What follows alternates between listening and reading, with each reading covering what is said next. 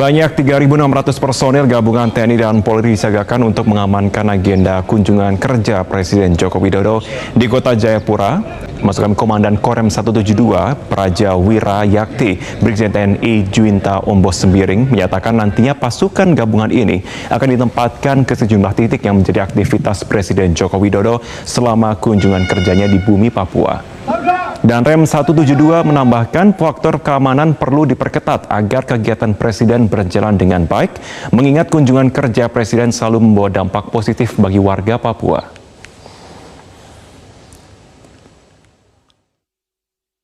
Jadi sekali lagi saya mengajak semua masyarakat, tokoh-tokoh agama, tokoh adat, ya, apalagi pemuda untuk mensukseskannya. Sehingga saya berpikir kalau masih ada orang-orang yang berpikiran menolak kunjungan Presiden, saya nggak tahu apa isi kepalanya. Ya, mungkin terlalu banyak iblis dan setan yang ada di kepalanya. Kunjungan ini sangat bermanfaat, memberikan dampak kepada masyarakat di tanah Papua. Ini harus disukseskan dan kami TNI Polri sudah berkomitmen ya untuk melakukan mitigasi terhadap gangguan sekecil apapun. Kepala Badan Nasional Penanggulangan Terorisme atau BNPT Boy Rafli Amar meminta agar kelompok kriminal bersenjata atau KKB segera ditumpas habis. Berdasarkan data salah satu lembaga riset di Indonesia pada tahun 2021 telah terjadi 68 insiden kekerasan dengan 114 korban. Sementara di tahun 2022 telah terjadi 51 insiden dengan 70 korban. Hal itu dikatakan Boy dalam webinar Mayo Institut bertajuk Penyanderaan Pilot Susi Air, Tindakan Terorisme, persentase serangan meningkat hingga 35% dari 2021 ke 2022. Hal ini tentu saja menjadi permasalahan yang harus terselesaikan, ujar Boy, Sabtu 18 Maret. Boy menyatakan persoalan gangguan keamanan oleh KKB ini akan menjadi gangguan keamanan nasional. Oleh karena itu, tindakan kekerasan KKB ini sudah dipenuhi kriteria sebagai tindakan terorisme berdasarkan Undang-Undang Nomor 5 Tahun 2020 tentang Pemberantasan Tindak Terorisme. Sementara Rektor Universitas Jenderal Ayani, Hikmahanto Juwama, juga mengatakan gangguan keamanan oleh KKB Papua ini harus segera diatasi melalui langkah penegakan hukum. Penerapan UU Nomor 5 Tahun 2020 juga dianggap sudah tepat. KKB Papua ini bertujuan menciptakan suasana teror terhadap orang-orang secara meluas. Karena itu aparat penegak hukum jangan sungkan-sungkan menggunakan UU terorisme untuk menindak kelompok separatis Papua, kata Hikmahanto.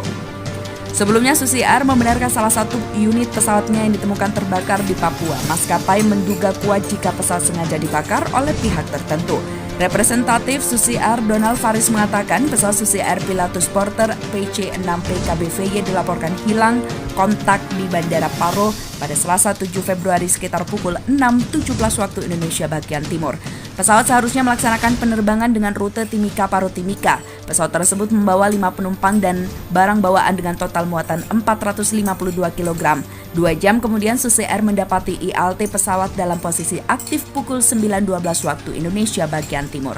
Perusahaan kemudian menjalankan kondisi emergensi di internal perusahaan dengan mengirimkan pesawat lain mengecek posisi pesawat dan kemudian ditemukan dalam kondisi terbakar di runway, kata Donald. Donald menuturkan maskapai menduga terbakarnya pesawat bukan karena gangguan teknis, pasalnya pesawat mendarat dan parkir dengan aman di lintasan. Ratusan warga berbondong-bondong meninggalkan Yahukimo, Papua pasca gangguan keamanan yang dilakukan kelompok kriminal bersenjata. Tidak ada penerbangan komersial, warga pun berdesakan memasuki pesawat Hercules milik TNI Angkatan Udara. Ratusan warga berdesakan di Bandara Nobgolyar DKI Yahukimo, Papua Pegunungan. Mereka mengantri untuk naik ke pesawat Hercules milik TNI Angkatan Udara. Sepekan sudah penerbangan komersial tidak melayani rute Yahukimo sehingga warga rela berdesakan di dalam pesawat Hercules dan duduk di lantai pesawat. 2 maskapai komersial, Trigana Air dan Wings Air memutuskan untuk menghentikan penerbangan tujuan Yahukimo sementara waktu akibat pesawat mereka ditembaki oleh kelompok kriminal bersenjata. Sementara pemerintah Kabupaten Yahukimo pun meminta kepada maskapai Trigana Air dan Wings Air untuk kembali melayani warga dan berjanji memberikan jaminan keamanan. Kelompok kriminal bersenjata atau KKB melakukan aksi teror dengan menyerang warga sipil yang dijadikan sebagai perlindungan ketika posisi mereka terdesak. Terbaru 2 warga sipil di Yahukimo, Papua Pegunungan tewas ditembak mati oleh KKB pimpinan Egyanus Kogoya. Saya perlu sampaikan bahwa masalah Egyanus, saya tanggal 1 Juni deklarasi Papua Damai setelah saya terima OSUS dan juga DOP 3 provinsi, termasuk 4 provinsi di tanah Papua. Memang saya sudah menyatakan sikap bahwa saya memang anak NKRI dan saya siap mengawal NKRI. Di dalam NKRI adalah pembangunan. Saya siap merdeka dalam pendidikan, kesehatan, dan ekonomi. Tujuannya hanya melawan kemiskinan. Beda lagi adik saya punya pendapat, yaitu Egyanus Kogoya. Dia harus lepas dari NKRI. Kelihatannya kalau dua-dua ini kami punya visi sama, menuju kesejahteraan. Pasti jelas, menuju kesejahteraan. Sekarang persoalan yang terjadi sekarang adalah kenapa sampai Egyanus bisa sandra orang New Zealand. Nah, mari jangan kita bangun lagi secara kekerasan, tapi ada pendekatan-pendekatan harus kita lakukan. Karena visi Egyanus dengan saya memang berbeda. Dia pertahankan harus lepas dari NKRI. Saya pertahankan untuk NKRI harga mati dan harus tetap untuk dalam Kesatuan Republik Indonesia. Ini sangat berbeda. Tetapi tujuannya hanya satu, yaitu Papua sejahtera. Nah, itu aja kita kejar. Yang persoalan ini kami sudah sampaikan kepada lembaga masyarakat adat di Dugama. Hari Senin yang kemarin tim lembaga adat setiap distrik sudah turun lapangan. Mereka lagi sedang berkomunikasi baik dan juga nanti setiap saat lembaga adat di Dugama laporan masuk terus. Posisi pilot kemungkinan aman. Jadi mari kita bangun komunikasi lagi supaya Egyanus Kogoya segera kembalikan pulangkan kepada di New Zealand atau ke Indonesia supaya Papua tidak ribut. Nah, pesan saya terakhir bahwa satu masyarakat di tanah Papua yang kelompok yang memisahkan diri dari NKRI. Saya berpendapat dan juga keluarga saudara pun yang berpendapat sama-sama juga tujuan yang sama. Untuk itu mari kita menyampaikan pendapat itu harus melakukan pendekatan hati. Jangan menggunakan kekerasan. Karena Tuhan sudah larang untuk bunuh orang. Tuhan sudah larang untuk kekerasan.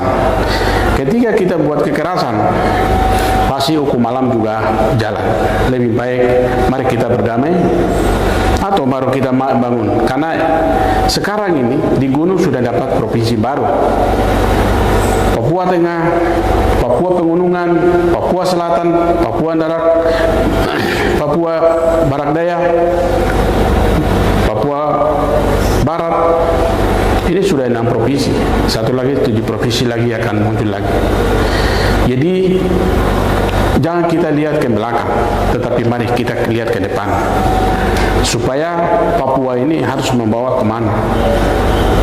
Dan yang bangun Papua bukan orang yang pendatang, tapi kita orang Papua sendiri harus maju dan optimis bahwa kita bisa. Jangan kita berpikir yang di belakang, tapi mari kita berpikir untuk ke depan. Untuk itu, semua masyarakat saya di tanah Papua, siapapun dia, yang baik di hutan maupun di dalam, mari setiap langkah kita merenungkan dulu bagaimana masa depan Papua. Untuk itu pembangunan tetap berjalan. Mohon dengan hormat Adik Kogoya kembalikan orang asing yang New Zealand, kembalikan dengan keadaan sehat dan juga kembalikan dengan posisi sehat, jangan sampai diganggu. Sekian dan terima kasih. Shalom.